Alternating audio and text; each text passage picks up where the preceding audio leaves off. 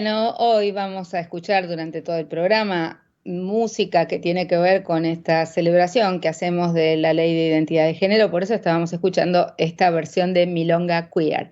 Pero le damos la bienvenida a nuestro invitado de hoy. Él es, hola, ¿estás allí? ¿Sí? ¿Te veo? Se congeló la imagen justo en este minuto. Ezequiel Vergara. Hola María José, no sé si me escucha. Ahí te vemos, ahí te escuchamos. Con cara de enojado se me congeló la imagen. Sí, bueno, pero te escuchamos. Ezequiel Bueno, Vergara es de una asociación de usuarios y consumidores e inquilinos que se llama AdCoin y entiendo que estás en Córdoba. así es, estamos en la ciudad de Córdoba y justo en este momento sin luz, así que hicimos un cambio de oficina en último momento porque se nos cortó la energía eléctrica. Así que bueno, acá estamos cumpliendo el compromiso, ciudad de Córdoba. Le Bueno, mandamos un saludo a la gente de la empresa de energía también. vos fíjate si podés prender y apagar la cámara, que con eso seguramente ahí estamos. Muy bien. Bueno, buenísimo. Escúchame, Ezequiel, por lo que has comentado y por lo que tengo entendido, tu organización viene trabajando y ha estado en el debate parlamentario de la ley de alquileres y compartinos un poco la información. Bueno, ya sabemos que la ley de alquileres que está vigente no funcionó demasiado equitativamente, pero ¿qué reforma está discutiendo el Congreso de la Nación? ¿Va a ser mejor? ¿Va a ser peor? ¿Qué impresiones te quedaron de tu participación? Bueno, María José, te cuento. El tema ley de alquileres viene desde hace bastante, te diría 2015 a 2022, ya llevamos 7 años de discusión y siempre el tema está en agenda, es un tema en discusión. ¿Qué es la ley de alquileres? Hay que precisar un poquito porque no es una ley específica que habla sobre los alquileres, sino que es un conjunto de disposiciones que modifican, entre otras cosas, el Código Civil y Comercial. Por otro lado, hay una parte que es más social, un plan de políticas sociales para la implementación de los alquileres, y por otro lado, algunas reformas que tienen que ver con la intervención del Estado en lo que es el precio de los alquileres. Es decir, hay que separar tres partes, y dentro de eso, particularmente lo que salió aprobada justo en plena pandemia, no estamos hablando de junio de 2020, fue cuando se termina aprobando en una sesión bastante vergonzosa con la ausencia en ese momento de la oposición, una ley que en realidad la impulsó el gobierno anterior, luego la termina aprobando el gobierno actual. Ninguno como que se hace cargo bien ni de la paternidad de la ley ni de los problemas que tiene ahora la ley. Es decir, en ese sentido estamos complicados porque es una ley que no está claramente referenciada con ningún sector político, pero que en definitiva entendemos que tuvo buenas intenciones y que no terminó funcionando bien en lo concreto en lo que es el mercado inmobiliario. Particularmente acá en la ciudad de Córdoba, si uno mira la situación, lo que son alquileres habitacionales para una ciudad como Córdoba, que es la segunda del país, con más de 1 millón de habitantes, hay muy pocos departamentos.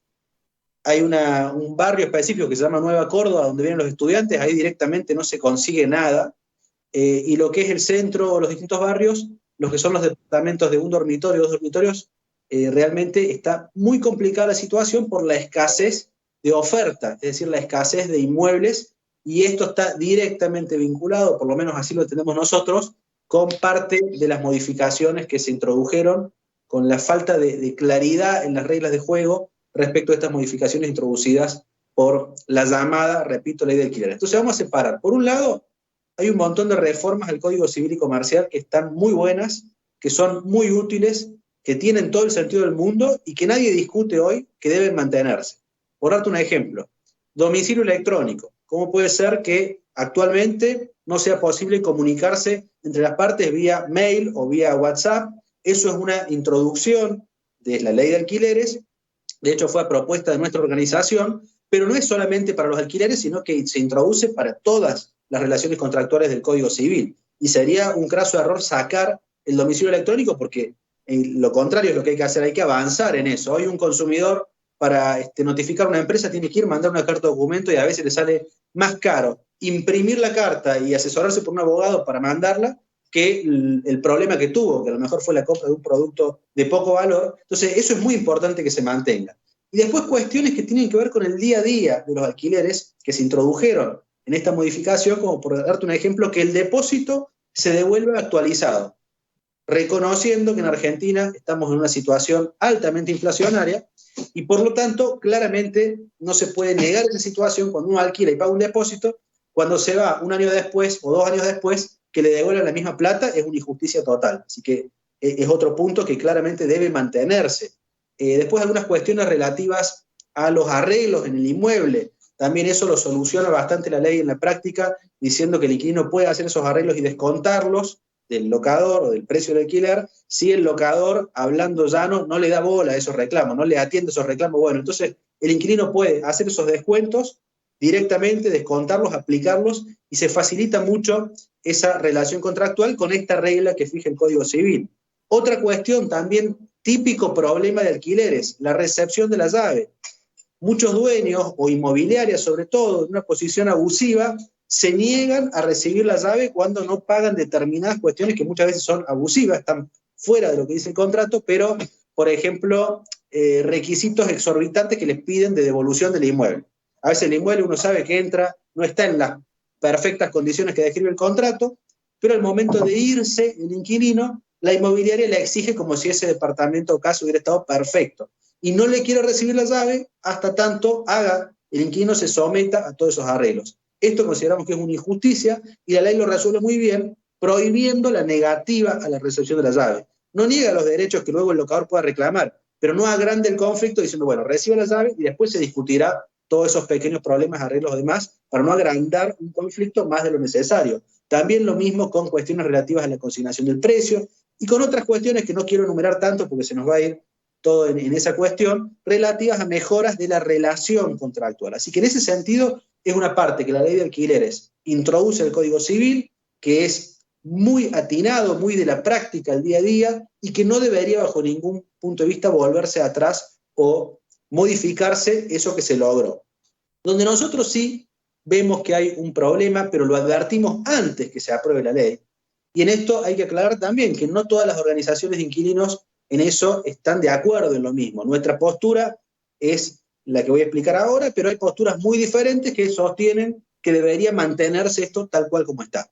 Son 2 puntos que nosotros analizamos antes que se aprueben y que ahora vimos que efectivamente en la realidad se cumplieron y que agravan mucho la vida de los inquilinos. El primero es el tema del plazo. El plazo de 3 años, nosotros por supuesto que pensamos que es algo que favorece al inquilino. Es algo que, de hecho, le permite entrar en un inmueble y como sabemos, el alquiler es toda una cuestión familiar. Uno se muda, los hijos van a una determinada escuela, se acostumbra a hacer las compras en determinados lugares, todo un estilo de vida que se da cuando uno se muda en inmueble. Tener que mudarse cada 2 años, efectivamente, es un problema, y alargar ese plazo de 3 años es una solución respecto a la estabilidad. Pero ¿cuál es la contracara de esto que nosotros advertimos que iba a pasar? 3 años resulta ser un plazo demasiado largo para lo que venía siendo la idiosincrasia argentina en materia de alquileres, y además aumenta muchísimo lo que es la comisión inmobiliaria en todas aquellas provincias que, como el caso de Córdoba, las tiene que pagar el inquilino. Mientras no se hagan esas modificaciones, si yo tengo un alquiler de 3 años, es cierto, me voy a quedar un año más, pero apenas ingreso voy a tener que pagar 5% sobre los 3 años. Antes pagaba el 5% sobre los 2 años. Eso ya como inquilino me mató, porque me aumenta el 50% de los costos de comisión, de sellado. Si necesito iniciar una acción judicial, la base imponible pasa a ser de 3 años. Todos los costos pasan a ser sobre 3 años. Entonces se incrementa muchísimo más.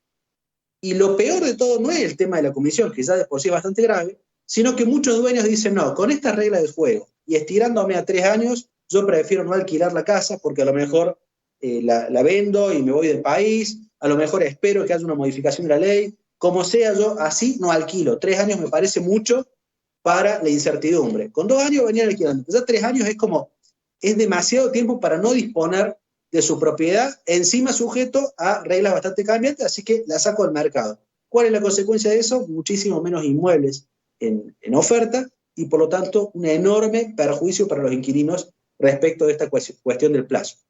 Y esto se combina con el otro punto que nosotros también dijimos que iba a traer problemas, que creemos que tiene que verse, modificarse o actualizarse de forma más inteligente, que es el relativo a la intervención del precio con un precio indexado. Durante toda la vida, desde la ley de convertibilidad hasta el año en el que estamos hablando, o mejor dicho, hasta la aprobación en 2020 de esta ley, siempre se sostuvo que la indexación era el cuco para los inquilinos. Lo peor que le podría pasar al inquilino es que ese contrato pase a estar indexado. Como por ejemplo el caso de los autoplanes, ¿no? Un autoplan es un contrato que está indexado porque el índice es el precio del valor de la cuota. Cada contrato que esté indexado implica que yo nunca voy a saber cuánto tengo que pagar porque depende de un índice que se va moviendo conforme exista más inflación. Y en Argentina siempre hay más inflación.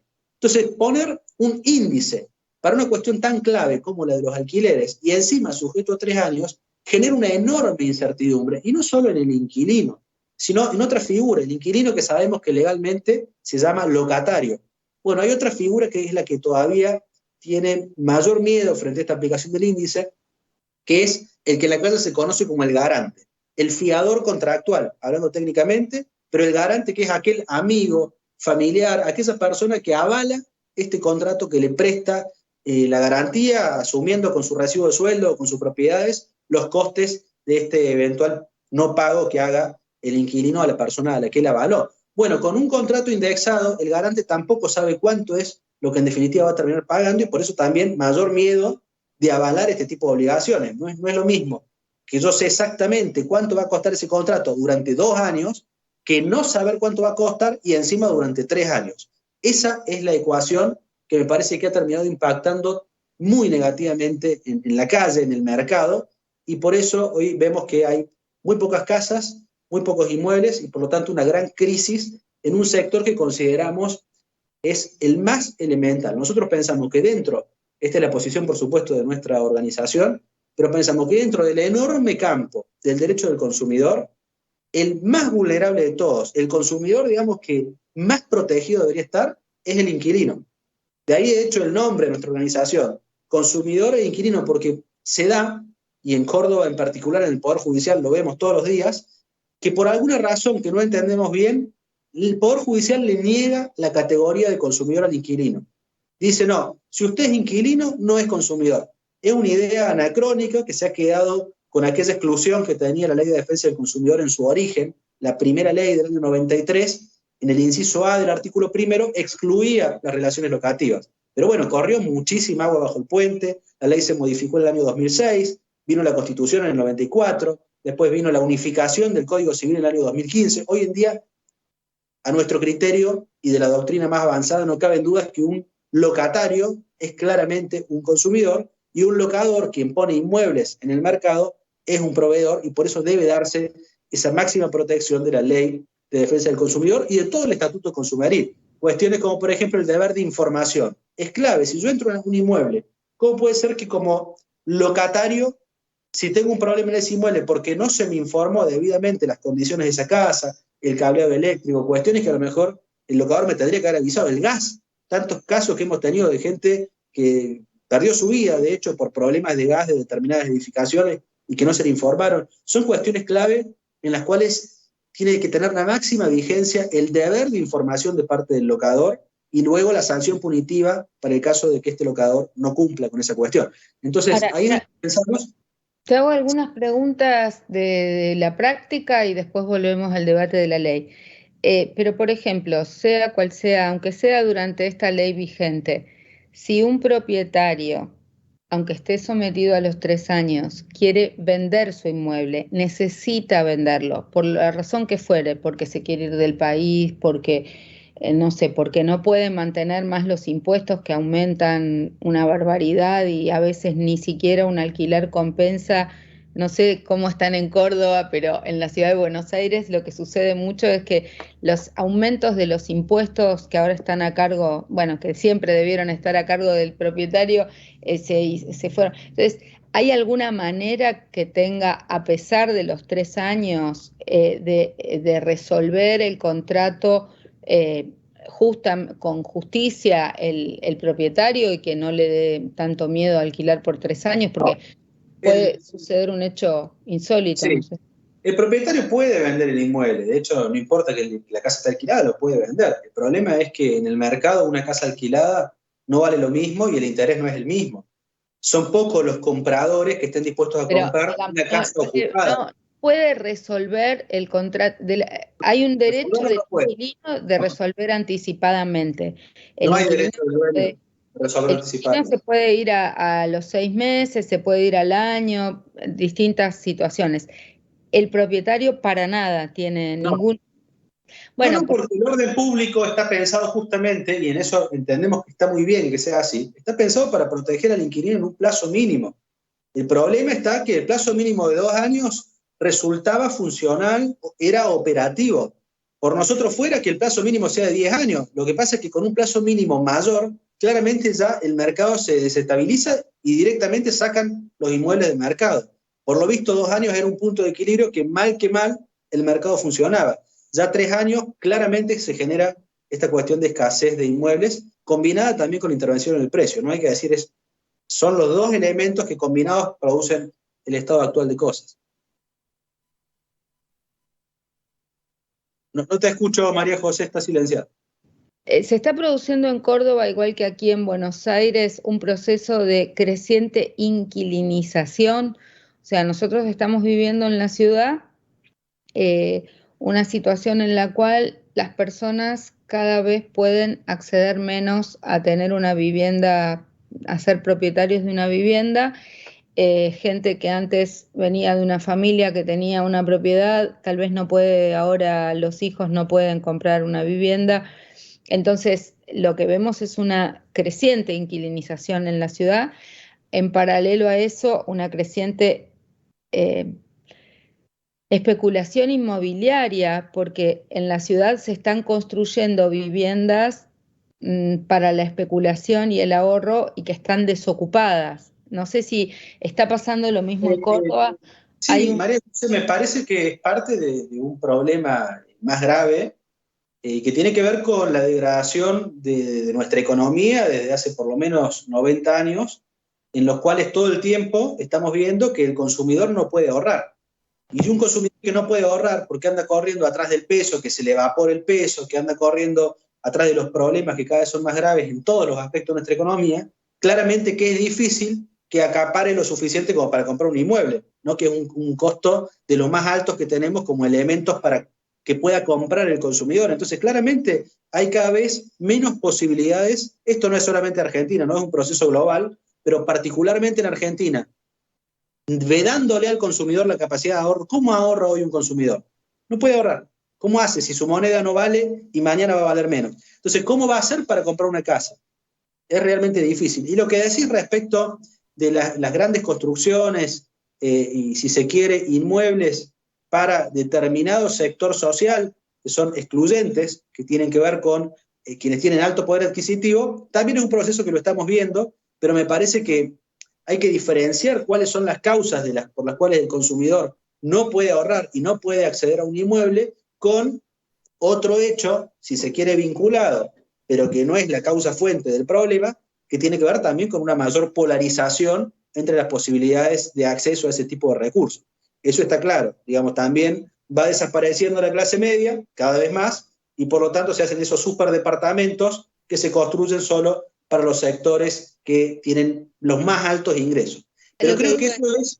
Sí. Acá está ocurriendo un fenómeno que es el 25% de las viviendas que se están construyendo están desocupadas y por el otro lado hay muchas personas que no pueden acceder a una vivienda o que están teniendo problemas para poder alquilar porque no se consigue. En este momento, si vos googleás en Ciudad de Buenos Aires, tampoco es sencillo conseguir alquiler. O sea, bueno, producto de la pandemia quedaron desocupados inmuebles de oficinas en el centro, pero bueno, a veces ir a mudar una familia, ir a vivir a una oficina que antes fue una oficina es como, no es lo ideal, pero se está dando un fenómeno así muy, muy desproporcionado de desalojos brutales en algunas zonas de la ciudad los desalojos tienen que ver con la gentrificación, con que se cambió el código urbanístico, que se pueden duplicar las alturas, entonces se expulsa a los viejos habitantes de los conventillos, de las casas viejas, y la ciudad se va a convertir en otra ciudad, pero expulsora de los sectores más humildes y medios, y los sectores más altos están haciendo construcciones que quedan vacías o son inaccesibles o se usan con otros destinos, no sé, eso está teniendo un impacto muy fuerte en el mercado y no hay solamente un tema económico nacional, yo creo que también ahí hay una falta de regulación por parte de los gobiernos locales en su competencia o provinciales, porque tendrían que tener algún tipo de alternativa. Nosotros hablamos de digamos, de viviendas sociales, de la utilización de las tierras públicas para, de alguna manera, incidir en los precios del mercado. Vos fíjate lo que está pasando en otros países, en Alemania, incluso gobiernos que son de derecha o que no son, digamos, gobierno soviético ni nada por el estilo, van teniendo una intervención en el mercado para garantizar, o compran edificios enteros para garantizar una vivienda social. María José, el caso de Berlín es un caso paradigmático, pero en mi caso yo diría que para señalar el fracaso de esas políticas intervencionistas. De hecho, en Berlín se implementó un sistema muy fuerte y muy intervencionista de precio en el mercado, y hoy prácticamente el alquiler en Berlín es imposible. Es decir, terminaron de dificultar el acceso justamente por políticas demasiado intervencionistas.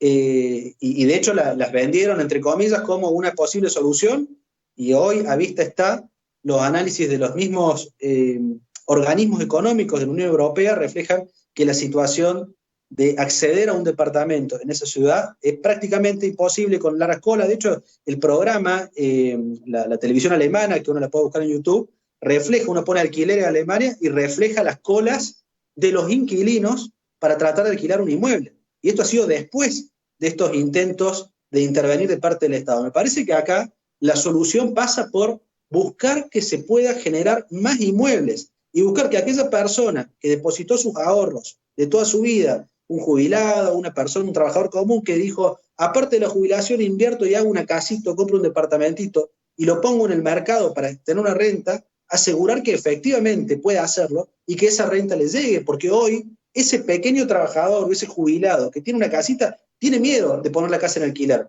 porque de pronto no sabe si el gobierno le va a sacar legislación de congelación de precios, le va a intervenir el precio, le va a sacar y va a perder su única fuente de ingresos, que puede ser ese inmueble. Entonces creo que más regulación, me parece que hace falta regulación inteligente, regulación que favorezca las pequeñas inversiones, el alquiler para los sectores de clase media, algo que está claramente desincentivado. ¿Por qué no se construyen clases para la clase media, casas para la clase media o para los sectores humildes? Y no se construyen porque no conviene, porque claramente lo que viene dando muestras la legislación hasta ahora es que no acompaña, no ayuda al Estado a ese tipo de inversiones, sino todo lo contrario, la sanciona con algún tipo de legislación que termina siendo muy perjudicial. La ley tiene todo un capítulo de alquiler social del cual no se ejecutó ni una coma. María José, ¿cómo puede ser que sean tan caraduras todos, de todos los sectores? Yo no pertenezco políticamente a ningún sector, así que puedo decirlo sin ningún tipo de tapujos. Oficialismo, oposición, los verdes, los amarillos, peronistas radicales del PRO. Ni una coma hicieron. No todo un sector que se va a hacer el alquiler social, que lo van a implementar. No hicieron nada. Es solamente una cuestión declarativa que ni siquiera hacía falta que saquen la ley para hacerlo. Pero bueno, son las deudas que tenemos en Argentina desde hace cuántos años y que en definitiva la política se la pasan en discusiones pero no ejecutan absolutamente nada de lo que prometen. Y lo poco que hacen termina golpeando en el mercado, como hoy se puede ver, tanto como vos contás en la ciudad de Buenos Aires, como lo que es el mercado de Córdoba, que está detonado, que es grave la situación y que por lo menos lo que nosotros estamos tratando, estamos pidiendo, es que con una revisión de estos dos artículos no se va a mejorar el mercado, pero al menos que vuelva al estado en el cual sea posible encontrar inmuebles para los inquilinos. Luego, bueno, me parece que ¿Cómo sigue el debate? Vos estuviste en una reunión de comisión, se va a llevar al recinto, hay despacho, ¿estás siguiendo el tema? Sí, fuimos invitados ya varias veces a distintas comisiones, nos han invitado a distintos interbloques, después las comisiones generales. De hecho, creo que en ese momento que fuimos invitados a la Comisión de Legislación General era la única que estaba funcionando. Marco de nuevo la crítica, ¿no? Un Congreso que no funciona.